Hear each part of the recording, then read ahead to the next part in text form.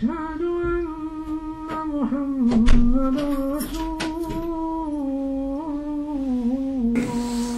بسم الله والحمد لله والصلاة والسلام على رسول الله صلى الله alayhi wa sallam. Dans le sens du hadith, le prophète alayhi salatu wa sallam nous dit: le musulman, c'est celui qui préserve l'autre musulman de sa langue et de ses mains. Dans une autre version, il dit aussi: le vrai musulman, le musulman, c'est celui qui préserve les gens, c'est pas uniquement les musulmans, qui les préserve de sa langue et de ses mains. Et là, dans la suite du hadith aussi pour les deux, et la vraie émigration, c'est celui qui s'est éloigné des interdits d'Allah subhanahu wa ta'ala. Le vrai hijra, la vraie hijra, celui qui s'est éloigné des interdits d'Allah subhanahu wa ta'ala. Donc mes chers frères, mes chères sœurs, qui est le musulman? Le vrai musulman, c'est celui qui a complété sa religion, son islam. Et c'est celui qui préserve les autres, qui préserve, dans le premier hadith, les musulmans de sa langue et de ses mains. Et peut-être si la personne elle s'arrête qu'à ce hadith, elle se dit bon, ça concerne uniquement les musulmans. Mais dans une autre version, le prophète alayhi salatu wa sallam nous dit: le musulman, c'est celui qui préserve les gens en général, êtres humains, musulmans et non musulmans, qui les préserve de sa langue, bien sûr, et de ses mains. Mes chers frères, mes chères sœurs, préserver l'autre personne de sa langue, c'est ne pas mentir sur lui, c'est ne pas l'insulter, c'est ne pas calomnier, parler derrière son dos, dire que des bonnes choses. Et pour qu'il soit pour un musulman comme pour un non-musulman. Et préserver sa main, c'est ne pas le frapper, c'est ne pas le combattre, c'est ne pas aider les autres à le combattre. Donc mes chers frères, mes chères sœurs, lui demander de dire la vérité sur son frère musulman, comme sur n'importe quel être humain. Et il est demandé aussi d'être en paix avec l'être humain, avec tous les êtres humains. C'est celui-là, le vrai musulman, celui qui préserve sa main et qui préserve sa langue. Et notre religion, l'islam, c'est une grande religion. Même si certains essayent de la détourner, alors l'islam, c'est comme le soleil. Personne ne pourra l'atteindre. Subhanallah. Personne ne pourra l'atteindre.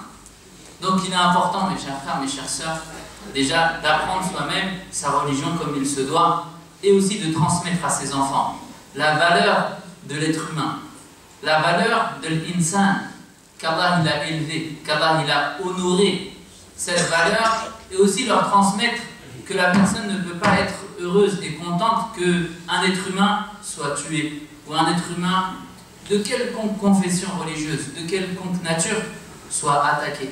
Non, il faut transmettre à ses enfants que l'être humain, il a une grande valeur chez Allah subhanahu wa ta'ala. Et dans le sens du hadith, le prophète alayhi salatu wa sallam nous dit: l'être humain, l'insan, c'est la construction d'Allah subhanahu wa ta'ala. Pourquoi? Parce que c'est celui Allah qui nous a créés et qui a créé cet être humain-là, de toute origine et de toute confession. C'est lui qui l'a conçu dans le ventre. À partir d'une goutte d'eau, il n'était rien et il l'a créé de la meilleure des façons. Donc le prophète alayhi salatu wa sallam il dit: l'être humain est la construction d'Allah. Maudit celui qui détruit la construction d'Allah. Maudit, imaginez-vous la malédiction. Le prophète alayhi salatu wa sallam il dit: maudit celui qui détruit la construction d'Allah, qui la détruit avec injustice, sans aucune conscience, sans aucune raison. Donc, en tant que musulman, on ne doit pas partager, même avec la langue. Quand quelqu'un est tué, quand quelqu'un est assassiné, quand quelqu'un a subi une injustice, avec notre langue, on ne doit pas partager, on ne doit pas cautionner, même avec sa langue. Parce que Allah subhanahu wa ta'ala pourra ne juger. Aujourd'hui, les mœurs sont devenues une habitude et générale. Et certains sont faits, malheureusement, au nom de l'islam, alors que l'islam est loin de tout cela. Certains essayent de mélanger la religion avec leurs agissements, alors que la religion, l'islam, il est loin de cela. Nous sommes dans un moment de grande division, de tentation et de perversion, et quand il arrive ces perversions et ces divisions, qu'est-ce qu'on doit faire? On doit revenir au Coran et à la sunna du prophète alayhi salatu wa sallam, la sunna sahiha. Quand on a un problème, on revient au Coran et à la sunna. Et le prophète alayhi salatu wa sallam nous dit dans le sens du hadith: je vous ai laissé deux choses que si vous y tenez fermement, vous vous ne vous égarerez pas. Vous ne pourrez vous égarer si vous vous y tenez fermement. Quelles sont ces deux choses-là? Kitabullah, le Coran, le livre d'Allah subhanahu wa ta'ala, et la sunna du prophète alayhi salatu wa salam, sa tradition. Et Allah dans le Coran, qu'est-ce qu'il nous dit? Combien de versets du Coran nous parlent de la valeur de l'être humain? Pas la valeur uniquement du musulman ou de la musulmane ou du croyant ou de la croyante, non, la valeur de l'être humain. Combien d'Allah subhanahu wa ta'ala nous montre la valeur de cet être humain, son importance qu'il a auprès d'Allah subhanahu wa ta'ala. وَلَقَدْ كَرَّمْنَا بَنِي آدَمَ. Et certes, nous avons honoré le fils d'Adam en général. Allah ne dit pas les musulmans, le fils d'Adam en général. Nous l'avons honoré, nous l'avons fait transporter sur des montures et sur des pirogues, sur des bateaux. Et nous l'avons préféré au-delà de toutes les créatures du monde entier. L'être humain, subhanallah. Donc mes chers frères, mes chères sœurs, le fait qu'Allah subhanahu wa ta'ala a créé cet être humain, automatiquement cela signifie qu'il l'a honoré. Automatiquement cela signifie qu'il l'a élevé, qu'il soit musulman ou qu'il ne le soit pas. Et une des preuves, c'est l'attitude du prophète alayhi salatu wassalam qu'il avait envers les non-musulmans. Et ça en réalité c'est un exemple pour nous. On l'a répété plusieurs fois dans nos sermons. Mais il est important de se rappeler car le rappel est bénéfique aux croyants. Une fois, le prophète alayhi salatu wassalam était assis avec ses compagnons et une janaza, un cortège funéraire, est passé.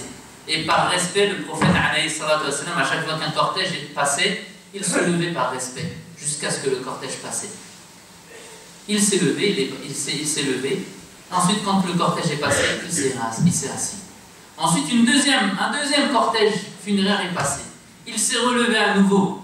Et les sahaba autour de lui, des compagnons, regardaient et essayaient de comprendre avec attention.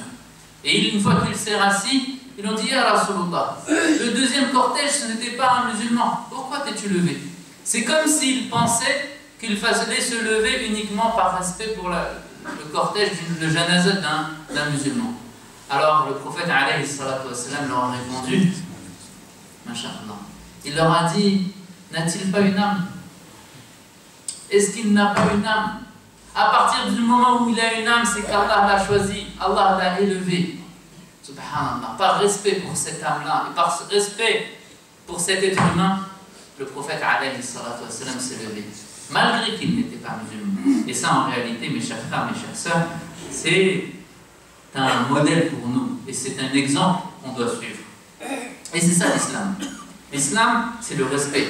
C'est le respect de la valeur de cet être humain. C'est le respect, c'est l'islam qui donne la valeur à cet être humain, de telle confession qu'il a.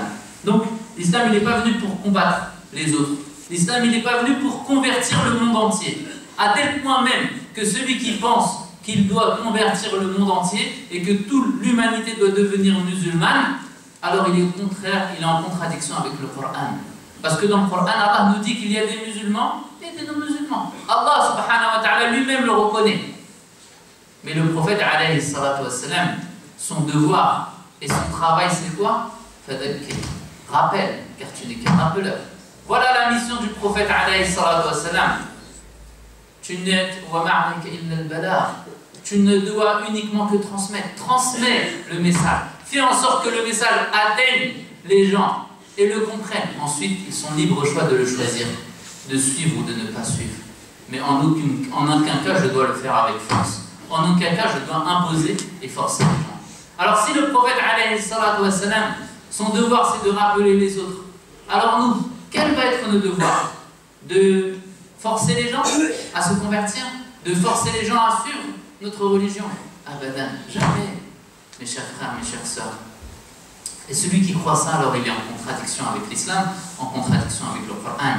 Même le prophète, alayhi salatu wassalam, quand il est arrivé à la Médine, la ville illuminée, il a trouvé différentes tribus avec différentes religions. Certes, une partie de musulmans, mais d'autres non musulmans, des idolâtres. Qu'a-t-il fait? C'est lui qui a fait la première constitution. Une constitution qui a fait en sorte que tout le monde pouvait vivre en harmonie et en paix. Allah Akbar. Ça, c'est un exemple pour nous. Il a fait en sorte que toute l'humanité, toute la ville et tous les habitants de la ville puissent vivre en paix, en sérénité, en sécurité, en harmonie. Subhanallah. à tel point que les musulmans, quand ils ont gardé ces principes-là, à tel point que dans le monde musulman, les gens venaient, les non-musulmans venaient émigrer dans les terres d'islam, dans les terres musulmanes, pour y vivre en sécurité et en paix, en harmonie. Est-ce que ça existe encore aujourd'hui? Mes chers frères, mes chères sœurs, est-ce qu'on suit ce modèle-là que le prophète alayhi salatu wassalam nous a laissé? Voilà l'exemple. Voilà ce qui est revenir au Coran et à la Sunna. C'est le premier qui a rassemblé les gens de différentes confessions. Et nous, en tant que musulmans, on doit être comme l'exemple d'une île. Vous savez, l'île, on est l'île de la paix. Quand les gens viennent chez nous et viennent vers nous, ils se sentent en sécurité. Ils se sentent en harmonie, en paix. Subhanallah. Ça, c'est l'exemple du prophète alayhi salatu wassalam. C'est nous, même, on doit le faire. Et pas avec force. Notre message n'a jamais, le prophète alayhi salam n'a jamais transmis son message avec force, mais avec douceur. Il dit même dans le sens du hadith, il n'y a pas une chose qui est faite avec force sans que sa valeur, sans qu'elle perde de la valeur. Et il n'y a pas une chose qui est faite avec le rifq, de la douceur, de la compassion, sans qu'elle l'embellisse. Subhanallah. Donc ce qui est demandé aujourd'hui, ce n'est pas la force et la violence, mais le hiwar, la discussion, le dialogue entre nous. Le dialogue, et avec cela on va trouver des solutions. Et ça c'est ce qui est arrivé au temps du prophète alayhi salatu wassalam. Sa mission, fadakkir innama anta mudakkir. Tu n'es certes qu'un rappeleur. Ta mission c'est uniquement de rappeler et de discuter avec les gens. Ensuite à Allah appartient, subhanahu wa ta'ala, de guider qui il veut. Donc en tant que musulman, on doit détester les agissements de certains groupes. On doit détester quand une personne est tuée par injustice, quand une personne subit ou on a commis une injustice envers cette personne-là, qu'elle soit musulmane ou pas musulmane. Pourquoi? Parce que, subhanallah, parce qu'Allah l'a honoré, parce que c'est un être humain. Même un musulman, en réalité, nous quand on déteste pas la personne en elle-même, on déteste l'erreur qu'elle fait. Quand elle fait une chose en contradiction avec notre religion, à ce moment-là, je déteste son agissement, je déteste son action en elle-même. Mais lui, en tant qu'être humain, en tant que musulman ou en tant que non-musulman, je le respecte, je l'honore, je l'élève. Voilà, nous avons élevé l'être humain, donc je lui dois son respect. Subhanallah. S'il fait une chose qui est contraire à la religion, bien sûr, c'est mon droit de détester la chose qu'il fait, son action. Mais, subhanallah, je dois le respecter en tant qu'être humain. Et je dois l'honorer en tant qu'être humain. Allah nous dit, il a créé, il jure, nous avons certes créé l'être humain de la meilleure des façons. Regardez quelle valeur Allah subhanahu wa ta'ala a donnée à cet être humain. Et donc, mes chers frères, mes chères sœurs, le message d'aujourd'hui, c'est de transmettre ça à nos enfants, à nos proches, à nos familles, cette culture de la paix, cette culture de la sérénité, cette culture de la sécurité. Oh mon enfant, toi en tant que musulman, quand on vient te voir, les gens doivent se sentir en paix, en harmonie, en sécurité. Et c'est ça, si on arrive à transmettre ce message, Allah Akbar, nous aurons fait notre devoir.